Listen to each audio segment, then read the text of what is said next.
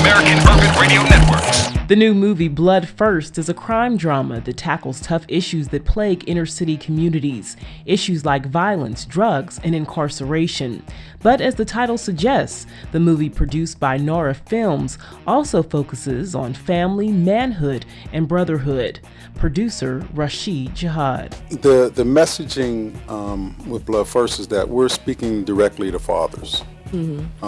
Particularly in trying to really encourage them to think about, what the messaging, what the information is that you're giving your children. Because, oftentimes, like they say, you have to break that generational curse, so to speak. Right. And it's not just behavior, but it's thinking as well. And so, we have to create critical dialogue and critical thinkers. So we're challenging fathers to really think about what it is that you're saying to your child. Not only the behavior part, that they're watching you become a gangster, or they watching you, become an abusive father or an abusive husband. So transcends not only your behavior but your thinking. Right, definitely. And before we talk to LaMar here, I just want to just know, what has some of the response been from this film so far? We had a good response. We actually we took it to Yale University, and Nigel was there. We did a screening. We also had a panel discussion, breakout sessions. And so when we talk about just the institution of violence in terms of how it permeated our communities, folks are very interested in that. And so we look at the shootings across America in the school systems. We look at, the kidnappings, whether it be drug related, and, all the things that are happening. And so folks want solutions, they want answers.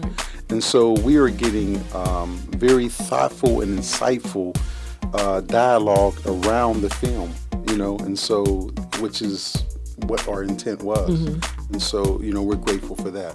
Stage and film actor LaMar Darnell Fileds plays the complex character O. Playing the character of O, it challenged and pushed me as an actor. And that was one of the things that I really loved about it. And that's one of the things that really made me want to take on this role, because it was so outside of the character of LaMar. Right.